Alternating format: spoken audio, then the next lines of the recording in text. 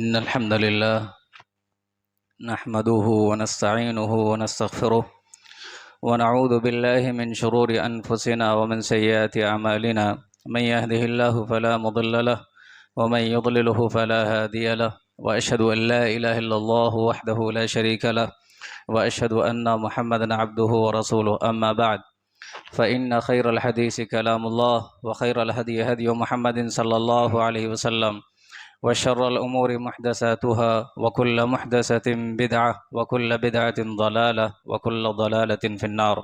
تمام قسم کی تعریفات، حمد و ثنا، بڑائیاں، کبریائیاں اللہ رب العالمین کے لیے لائق و زیبا ہے، جو ہمارا خالق، مالک، پالنہار اور پروردگار ہے۔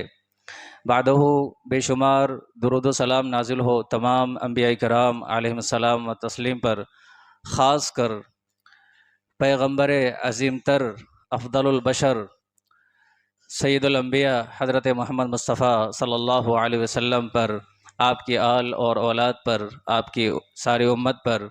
اللہم صلی علی محمد وعلی آل محمد کما صلیت علی ابراہیم وعلی آل ابراہیم انک حمید مجید۔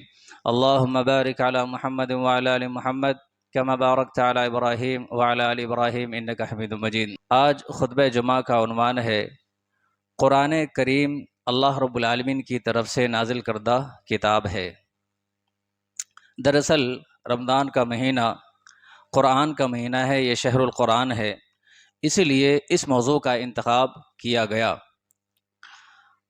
قرآن کریم کے بنیادی طور پر کئی صفاتی نام ہے، جیسے الہدی، الشفا، الموعظہ، الذکر، لیکن قرآن کریم کا جو اصلی نام ہے وہ ہے قرآن یا القرآن، جس کے معنی ہے بار بار، لگاتار، ہر زمانے میں مسلسل پڑھی جانے والی کتاب۔ اگر قرآن کریم کے اس لفظ پر غور کر لیا جائے تو اسی سے اندازہ ہوتا ہے کہ یہ کوئی انسانی کتاب نہیں ہے، یہ اللہ رب العالمین کی طرف سے نازل کردہ کلام الہی ہے۔ آپ ذرا غور کریں کہ دنیا میں مسلمانوں کی جو آبادی ہے تقریباً 2 ارب ہے، اور الگ الگ علاقوں کا الگ الگ ٹائم زون ہے۔ 24 گھنٹے میں ہر لمحہ، ہر ساعہ ایسا وقت ہوتا ہے جب کوئی نہ کوئی عبادت کر رہا ہوتا ہے، فرض نمازیں پڑھ رہا ہوتا ہے، سنتیں اور نوافل پڑھ رہا ہوتا ہے۔ یقیناً سنتوں میں، فرض نمازوں میں یا نوافل میں کس چیز کی تلاوت ہوتی ہے؟ قرآن کریم کی تلاوت ہوتی ہے۔ بہت سے لوگ قرآن کریم کو باضابطہ تلاوت کر کے پڑھتے بھی ہیں، تو فرض نمازوں میں، نفل نمازوں میں قرآن کریم کی تلاوت ہو رہی ہے، باضابطہ الگ سے اہتمام کے ساتھ قرآن کریم کی تلاوت ہو رہی ہے۔ دنیا میں بے شمار ایسے ادارے قائم ہیں جہاں قرآن کریم کو حفظ کیا جاتا ہے، طلبہ صبح سے شام تک قرآن کریم کو رٹتے ہیں، حفظ کرتے ہیں۔ اب ذرا سوچیں، اللہ تعالیٰ نے یہ جو قرآن کا نام دیا قرآن، سب سے زیادہ پڑھی جانے والی کتاب، اب تک تاریخ میں ایسی کوئی کتاب ہوئی جس کو اتنی زیادہ تسلسل کے ساتھ پڑھا جاتا ہو؟ یقیناً نہیں۔ تو قرآن کریم کا نام جو ہے وہ اپنے نام کی سوٹیبلٹی کے اعتبار سے، اپنی موزونیت کے اعتبار سے یہ تاثر دیتا ہے، یہ ظاہر کرتا ہے کہ یہ کوئی انسانی کتاب نہیں ہے۔ انسانی کتاب بہت ساری ہے جو اب تک ہوئی ہیں، آپ یہ نہیں کہہ سکتے کہ اس کا یہی نام ہونا چاہیے۔ دیوان غالب، بہت سارے دیوان ہوئے ہیں، دیوان میر، بہت سے دیوان ہوئے ہیں، بہت سے لوگوں کے دیوان کے نام سے معروف ہے، مگر قرآن کا نام قرآن ہی ہونا چاہیے، یہ صرف قرآن کے ساتھ خاص ہے۔ یہ ظاہر کرتا ہے کہ یہ کوئی انسان کی کتاب نہیں، یہ اللہ رب العالمین کی طرف سے نازل کردہ کتاب ہے۔ قرآن کریم میں جو آیتیں ہیں اور سورتیں ہیں یہ تو توقیفی ہیں۔ اللہ نے حکم دیا، نبی کریم صلی اللہ علیہ وسلم نے ان آیتوں کو ان مقامات پہ رکھوایا یا ان سورتوں میں رکھوایا۔ نبی کریم صلی اللہ علیہ وسلم فرمایا کرتے تھے جب قرآن کریم کا نزول ہوتا، ضعوا هذه الآیہ فی السورہ التي یذکر فیہا کذا و کذا، کہ یہ جو آیت ابھی نازل ہوئی ہے اس آیت کو یا ان آیتوں کو فلاں فلاں صورت میں رکھ دو جس صورت میں یہ واقعہ بیان ہوا ہے. تو قرآن کریم کی آیت اور قرآن کریم کی صورت جو ہے وہ توقیفی ہے، اللہ اس کے رسول صلی اللہ علیہ وسلم نے بتا دیا ہے. قرآن کریم زمانی اعتبار سے 86 ایسی صورتیں ہیں جو مکہ میں نازل ہوئی یا مکی دور میں نازل ہوئی، ہجرت سے پہلے نازل ہوئی. اسی طرح سے 28 ایسی صورتیں ہیں جو ہجرت کے بعد نازل ہوئی، جنہیں مدنی صورت ہم کہتے ہیں. اب قرآن کریم کی جو ترتیب ہے، خاص طور پر صورتوں کی جو ترتیب ہے، ایک کے بعد ایک، ایک کے بعد ایک، اس میں جو کنیکشن ہے، اس میں جو ربط ہے، یہ کنیکشن بتاتا ہے کہ یہ کوئی عام کتاب نہیں ہے، یہ اللہ رب العالمین کی طرف سے نازل کردہ کتاب ہے. اس ترتیب سے بھی یہ واضح ہوتا ہے کہ یہ کتاب اللہ رب العالمین کی طرف سے نازل کردہ کتاب ہے. مثال کے طور پر اللہ تعالیٰ نے فرمایا سورہ فاتحہ میں کہ میرے بندو تم ہدایت کی دعا کیا کرو، اہدنا الصراط المستقیم. یہ اللہ نے سکھایا کہ سورہ فاتحہ میں اللہ کی تعریف کرو، ساتھ ساتھ میں اپنے لیے ہدایت کی یہ دعا کرو، اہدنا الصراط المستقیم. یہ تمام لوگوں کے لیے ہے. اللہ کے رسول صلی اللہ علیہ وسلم سے زیادہ کوئی ہدایت یافتہ ہو سکتا ہے؟ نہیں ہو سکتا. اس کے باوجود اللہ کے رسول صلی اللہ علیہ وسلم ہر نماز میں یہ دعا کیا کرتے تھے. اس سے یہ ثابت ہوا کہ ایمان لانے کے بعد بھی ہمیشہ ایک مومن کو، ایک قرآن پڑھنے والے کو یہ دعا کرنی چاہیے کہ اللہ رب العالمین ہدایت پہ باقی رکھنا. تو اللہ تعالیٰ نے یہ مطالبہ کیا اہدنا الصراط المستقیم، کہ یہ دعا کرو کہ اللہ رب العالمین ہمیں سیدھا رستہ دکھا، ہدایت کا رستہ دکھا، اور وہ رستہ دکھا جس پر انعام یافتہ لوگ چلا کیے ہیں. لیکن یہ نہیں بتایا کہ ہدایت کا رستہ اصل میں ہے کیا. اللہ رب العالمین نے جس دوسری صورت میں، سورہ بقرہ میں یہ بتا دیا کہ ہدایت کا رستہ کیا ہے. الف لام میم ذالک الکتاب لا ریب فیہ ھدی للمتقین.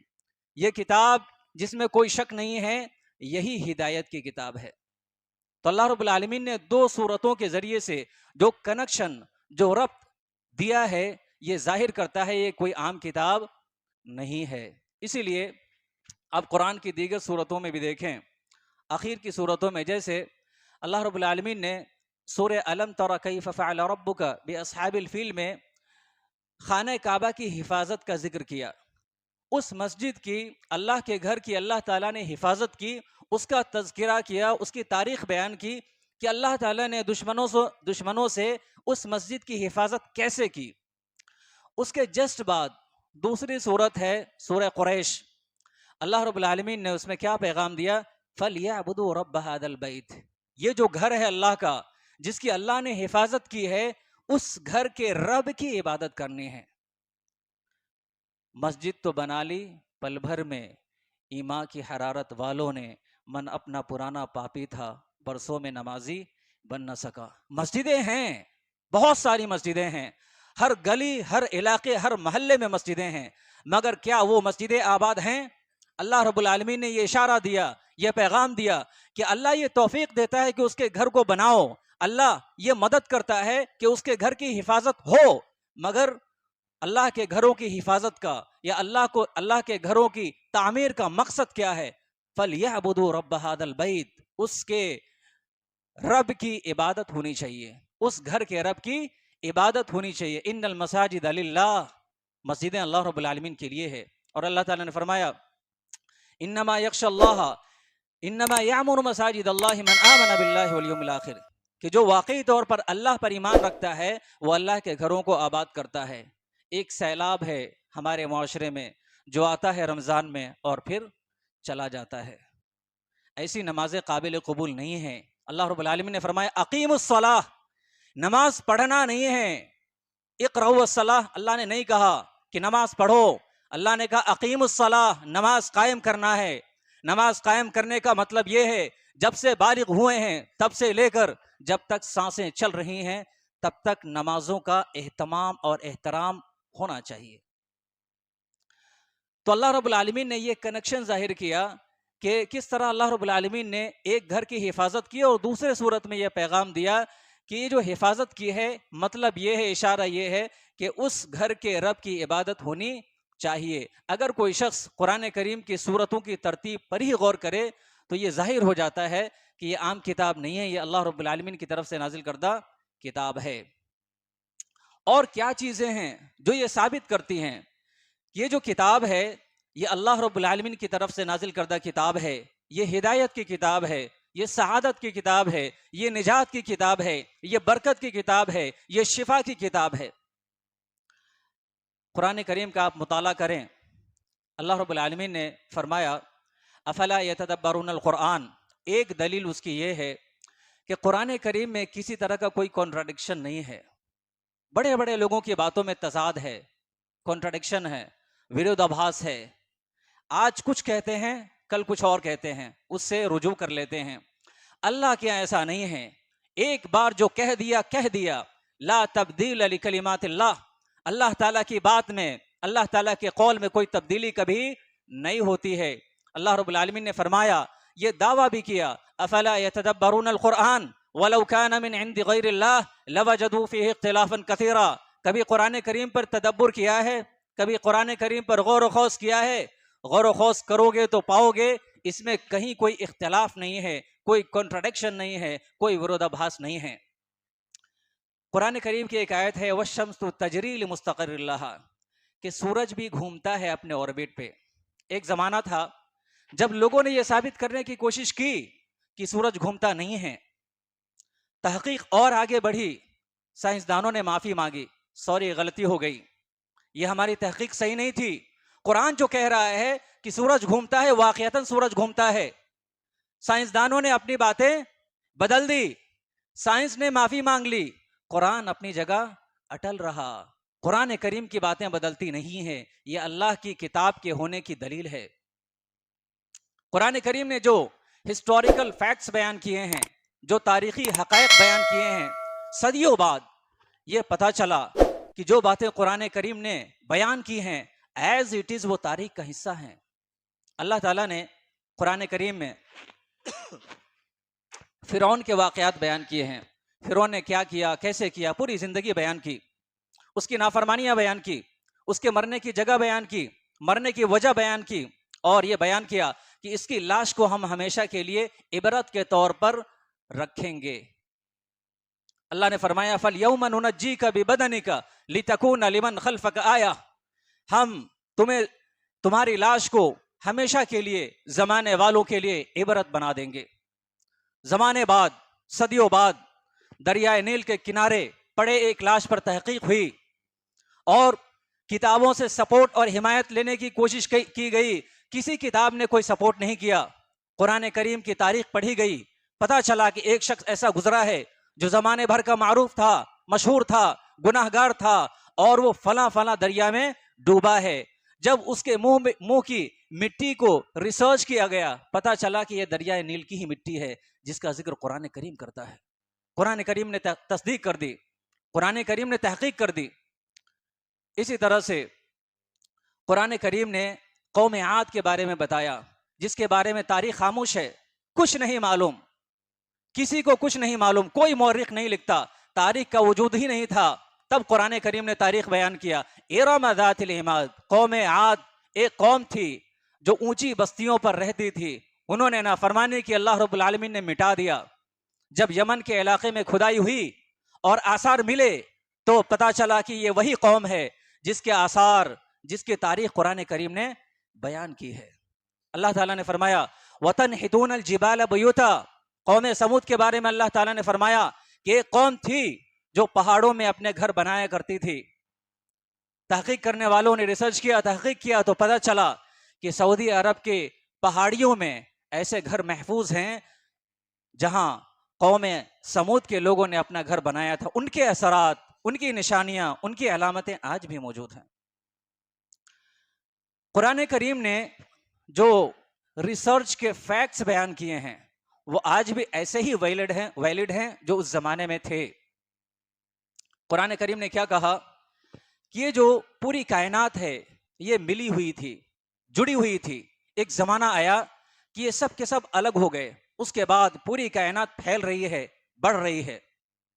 یہ اس زمانے میں بات ہوئی تھی جب تحقیق کا کوئی سراغ نہیں تھا۔ اللہ تعالیٰ نے انسانوں کی پیدائش کے مرحلے اس زمانے میں بیان کیے جب انسان اس بارے میں سوچ ہی نہیں سکتا تھا.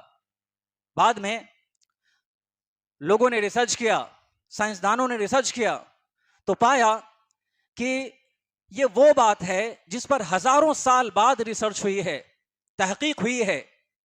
اس زمانے میں ایسا کوئی انسان ہو ہی نہیں سکتا تھا جو اتنا سٹیک ریسرچ کر کے لوگوں کے سامنے لا دے، پیش کر دے.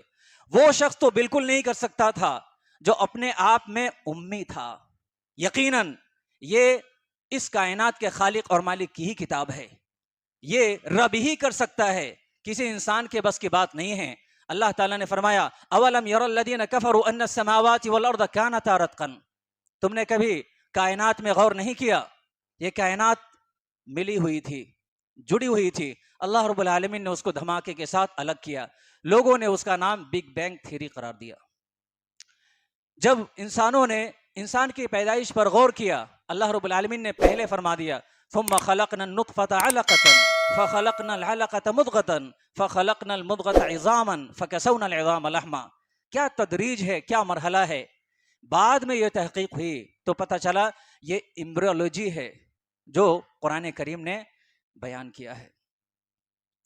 قرآن کریم نے جو دعوے کیے ہیں وہ آج بھی 100% درست ثابت ہو رہے ہیں اور قیامت تک کے لیے یہ دعوے درست ہوں گے انشاءاللہ.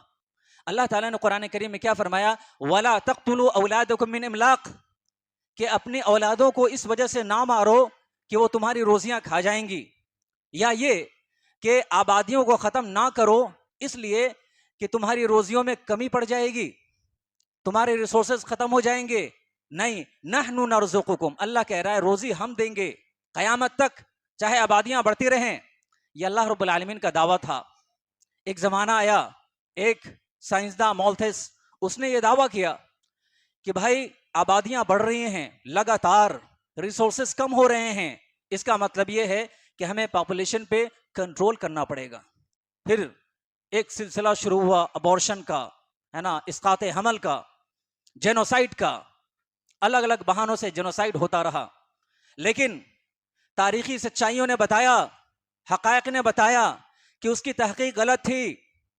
زمانے بدلے، زمانے کا رفتار بدلا، زمانے کی رفتار بدلی، مزاج بدلا، اور یہ ثابت ہو گیا کہ جیسے جیسے زمانہ گزر رہا ہے ویسے ویسے روزیوں کی الگ الگ فیسلٹیز بھی اللہ رب العالمین مہیا کر رہا ہے. ہم روز پہلے کے لوگ روز گوشت نہیں کھاتے تھے، آج اللہ تعالیٰ نے وہ نظام پیدا کر دیا، وہ سہولتیں فراہم کر دی کہ روز گوشت کا استعمال کرتے ہیں، کر سکتے ہیں. یہ سہولتیں کس نے دی؟ یہ اللہ کا وعدہ تھا، اور یہ سلسلہ انشاءاللہ جاری رہے گا کیونکہ اللہ کا وعدہ ہے.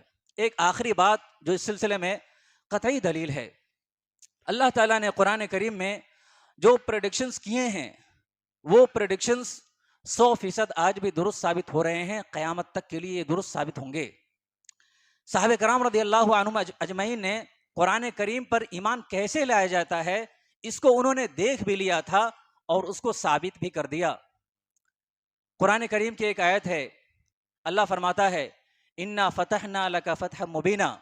سورہ فتح میں اللہ تعالیٰ نے فرمایا کہ ہم نے تم کو مکمل فتح دے دی.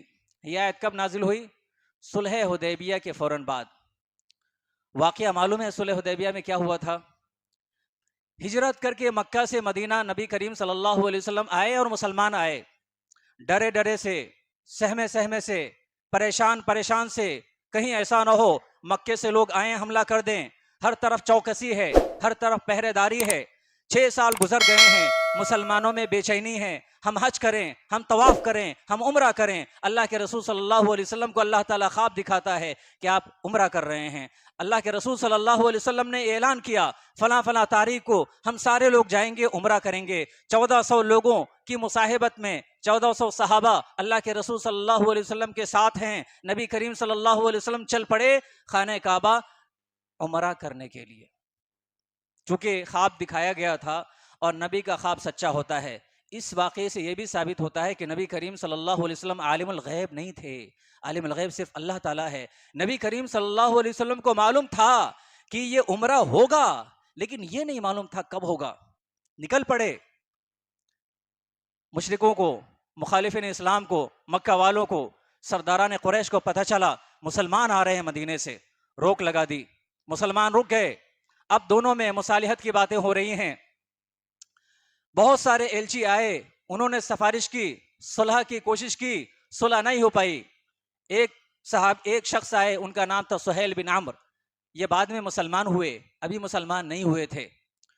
لوگوں نے دیکھا کہ سہیل بن عمرو آ رہے ہیں، اللہ کے رسول صلی اللہ علیہ وسلم نے فرمایا اس کے نام میں سہل ہے، آسانی ہے، تو یہ امید رکھو کہ اللہ تعالیٰ آسانی کرے گا، اللہ تعالیٰ سبیل پیدا کر دے گا۔ اس سے یہ ثابت ہوا کہ اگر آپ کوئی نیک توقع کرنا چاہیں کسی واقعے سے تو آپ اچھا فعل تو لے سکتے ہیں، نیک فعل تو لے سکتے ہیں، لیکن بد فعل ہمیں نہیں لینا۔ یہ ہو جائے گا، بلی نے رستہ کاٹ دیا ہے تو ایسا ہو جائے گا، آنکھیں پھڑک رہی ہے تو ایسا ہو جائے گا، بد فعل نہیں لینا ہے، نیک فعل لینا ہے۔ سہیل بن عمرو آئے اور پھر صلح کی دھارائیں لکھی گئی، علی بن طالب رضی اللہ تعالیٰ عنہ نے لکھنا شروع کیا۔ اللہ کے رسول صلی اللہ علیہ وسلم نے وہ ساری باتیں مان لی جو مشرکین مکہ نے، مخالفین اسلام نے مطالبہ کیا۔ یہ کہا کہ آپ محمد بن عبداللہ نہیں لکھیں گے، آپ محمد رسول اللہ صلی اللہ علیہ وسلم کو مٹائیں۔ علی بن طالب رضی اللہ تعالیٰ انہوں نے کہا میری ہمت نہیں ہے کہ رسول اللہ کے لفظ کو مٹا دوں، آپ خود سے مٹا دیں۔ اللہ کے رسول صلی اللہ علیہ وسلم نے مشرکین کی بات مان لی، وہ لفظ مٹا دیا۔ یہ مطالبہ ہوا کہ آپ اس سال جائیں گے، کوئی عمرہ نہیں ہوگا، اگلے سال آئیں اور تلوار جو ہے وہ میان میں، اور 3 دن ہی آپ قیام کریں گے۔ اسی طرح آپ کے لوگ اگر اس درمیان ہمارے پاس چلے آئے تو واپس نہیں دیں گے، ہمارے لوگ آپ کے پاس چلے آئے آپ کو واپس دینا ہوگا۔ آپ اگر دیکھیں تو اندازہ ہوگا کہ یہ صلح ایک طرح سے دب کر ہوئی تھی، اور پھر یہ آیت نازل ہوئی، صحابہ کرام بوکھلائے ہوئے، عمر فاروق رضی اللہ تعالیٰ عنہ پریشان غصے میں، ہم نے دب کر یہ مصالحت کیوں کی؟ پتہ نہیں تھا کہ اللہ رب العالمین نے انتظام کیا کر رکھا ہے۔ پھر یہ آیت نازل ہوئی، انا فتحنا لک فتحا مبینا، ہم نے آپ کو کھلی جیت دے دی ہے۔ صحابہ کرام کو اور سمجھ میں نہیں آیا، چکرا سے گئے، یہ کیا بات ہوئی؟ ہم تو دب گئے ہیں، ہم تو مغلوب ہو گئے ہیں، ہم کیسے فتح پا گئے؟ یہاں تک کہ 2.5 سال کا وقفہ گزرا، 6 ہجری سے 8 ہجری کا زمانہ ہو گیا، مسلمانوں کے درمیان اور مشرکین مکہ کے درمیان یہ طے پا گیا تھا کہ 10 سال تک کے لیے ہمارے درمیان کوئی جنگ نہیں ہوگی۔ مسلمان جس قبیلے کو سپورٹ کرتے تھے وہ تھا بنو خزاعہ، اور مشرکین مکہ والے جس قبیلے کو سپورٹ کرتے تھے وہ تھا بنو بکر۔ دونوں میں لڑائی ہو گئی، بنو بکر میں، بنو خزاعہ میں۔ مکہ والوں نے بنو بکر کی حمایت کر دی۔ نبی کریم صلی اللہ علیہ وسلم کے پاس بنو خزاعہ کے لوگ آئے، درد لیے، فریاد لیے، اللہ کے رسول صلی اللہ علیہ وسلم مار دیا گیا، لوٹ لیا گیا، پریشان کر دیا گیا، ظلم ڈھا دیا گیا، مدد کریں۔ اللہ کے رسول صلی اللہ علیہ وسلم نے پلان بنایا، ایسی ترتیب بنائی، کانوں کان کسی کو خبر نہیں لگی۔ صحابہ کرام رضی اللہ عنہم اجمعین کو تیار کیا، کسی کو کوئی پتہ نہیں، کسی کو کوئی خبر نہیں، کوئی مخبر نہیں تھا ان میں، کوئی مخبر ان میں نہیں تھا، کوئی سازشی نہیں تھا۔ مسلمانوں میں اتحاد کی کوشش کرنے والے لوگ تھے، اسلام کے لیے فلاح چاہنے والے لوگ تھے۔ نبی کریم صلی اللہ علیہ وسلم کے پلان کو راضی رکھا، یہاں تک کہ رمضان کا مہینہ تھا، اللہ کے رسول صلی اللہ علیہ وسلم نے 10,000 کی فوج کے ساتھ پورے مکہ کو گھیر لیا۔ طاقت تھی، قوت تھی، سب کچھ تھا، اللہ کے رسول صلی اللہ علیہ وسلم پورا بدلہ لے سکتے تھے۔ نبی کریم صلی اللہ علیہ وسلم نے کہا لا تثریب علیکم اليوم، چھوڑتا ہوں، معاف کرتا ہوں، تمہارے لیے آج کوئی سرزنش نہیں ہے۔ مکہ فتح ہو گیا۔ اب مسلمانوں کو سمجھ میں آ رہا ہے کہ یہ جو 2.5 سال ہم نے گزارے تھے صلح حدیبیہ میں، جو ہم نے دب کر صلح کی تھی، ہم نے امن و امان قائم رکھا تھا، اس درمیان ہماری جو جمعیت بنی، ہماری جو قوت بنی، اسی قوت کا آج نتیجہ ہے کہ 10,000 کی فوج کے ساتھ ہم نے اس مقام کو، اس جگہ کو اپنا لیا ہے، فتح کر لیا ہے جہاں سے ہمیں بھگا دیا گیا تھا۔ اب قرآن کریم کی آیت سمجھ میں آئی، انا فتحنا لک فتحا مبینا، ہم نے آپ کو کھلی جیت دے دی ہے۔ صحابہ کرام نے قرآن کریم کو جیا تھا، قرآن کریم کو سمجھا تھا، اسی لیے اللہ رب العالمین نے وہ مقام دیا تھا، وہ مرتبہ دیا تھا۔ اللہ تعالیٰ نے فرمایا، اللہ کے رسول صلی اللہ علیہ وسلم نے فرمایا ان اللہ یرفع بہذا الکتاب اقواما ویضع بها آخرین، یہی وہ کتاب ہے جس کے ذریعے سے ہم قوموں کو بلندی دیتے ہیں، یہی کتاب ہے جس کو چھوڑ دینے کی وجہ سے ہم لوگوں کو ذلیل کر دیتے ہیں۔ مسلمانوں کے نزدیک آج کیا ہے قرآن کریم کی عظمت، کیا ہے احترام؟ اس لیے اللہ تعالیٰ نے بھی ذلت اور مسکنت کے گڑھے میں گرا دیا ہے. کیا ہے وقار مسلمانوں کا؟ اللہ کے رسول کہہ رہے ہیں میری کتاب کی عظمت کرو گے ہم اٹھائیں گے. اللہ کے رسول صلی اللہ علیہ وسلم کی اس حدیث میں یہ اشارہ ہے کہ اگر قرآن کریم کا احترام نہیں ہوا مسلمان ذلیل سے ذلیل ترین ہوتے جائیں گے. کیا ہے احترام مسلمانوں کے نزدیک؟ مسلمانوں نے مردوں کی کتاب بنا دیا ہے اسے. زیادہ سے زیادہ تعویذ لٹکا کر تعویذ بنا کر لٹکا لیا پہن لیا. اس سے زیادہ اس کتاب کی اہمیت کیا ہے؟ اللہ تعالیٰ تو یہ کہتا ہے اِنَّا أَوْحَيْنَا إِلَيْكَ رُوحًا مِّنْ أَمْرِنَا. ہم نے قرآن کریم کو روح کے طور پر سول کے طور پر نازل کیا ہے. یہ جس قوم میں نازل ہو اس کو جو قوم پڑھے وہ زندہ ہو جاتی ہے. مردہ زندہ ہو جائیں, مردہ دل زندہ ہو جائیں. یہ ایسی کتاب ہے. ہم نے قرآن کریم کو آج مردوں کے لیے خاص کر دیا ہے. اس لیے آج مسلمانوں کی حالت مردہ جیسی ہو گئی ہے.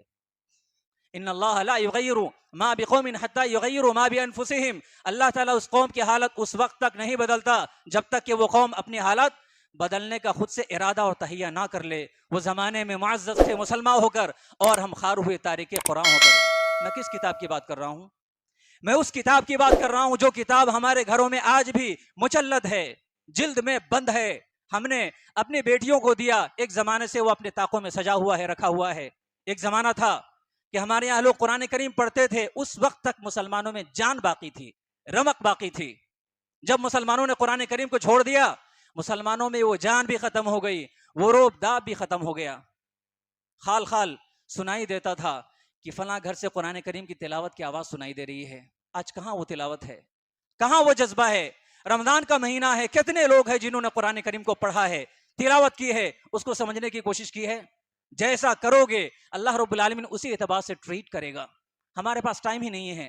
ہم مسجد میں بھی ریل چلاتے ہیں, قرآن کریم ہم مسجد میں بھی نہیں پڑھتے ہیں. گھروں سے قرآن کریم کے پڑھنے کا رواج تو ختم ہوا ہی, مسجدوں سے بھی قرآن کریم کے پڑھنے کا رواج ختم ہو گیا, چلن ختم ہو گیا. کیسے امید کرتے ہو کہ اللہ رب العالمین اچھا کرے گا؟ دیکھو اللہ رب العالمین نے جتنی پیشن گوئیاں کی ہیں وہ ساری صحیح ثابت ہوئی ہیں. بحیثیت مسلمان یہ یقین کرو, ہم نے تاریخی طور پر یہ بتا دیا ہے, ثابت کر دیا ہے. اللہ نے کیا دعویٰ کیا, کیا پیشن گوئی؟ انتم الاعلون ان کنتم مؤمنین. تم بلند رہو گے, حالات بدل جائیں گے. شرط کیا ہے؟ اپنے آپ کو بدلو, اپنے آپ کو مسلمان بناؤ. مسلمانوں, بنیادی طور پر قرآن کریم کے ہمارے اوپر 5 حقوق ہیں. پہلا حق یہ, ہم یہ مانیں, یہ جانیں, یہ یقین کریں یہ کتاب ہدایت ہے, اس سے سب کچھ بدلے گا. دل کی دنیا بدلے گی, حالات بدلیں گے, برکت آئے گی, رحمت آئے گی, سکون آئے گا, قرار آئے گا, سب کچھ آئے گا قرآن کریم سے. یہ ایمان ہونا چاہیے.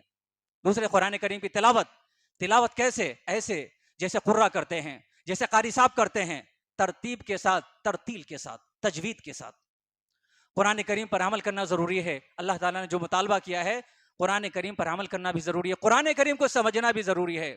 قرآن کریم نے کیا پیغام دیا ہے, کیا میسج دیا ہے, یہ سمجھنا بھی مسلمانوں ضروری ہے. کتنا سمجھا ہے, کتنا ترجمہ پڑھا ہے قرآن کریم کا؟ کوئی غیر مسلم پوچھ دے کہ سورہ فاتحہ میں کیا پڑھتے ہو, قرآن کریم کا کیا پیغام ہے, کیا جواب دو گے؟ ہے کوئی جواب؟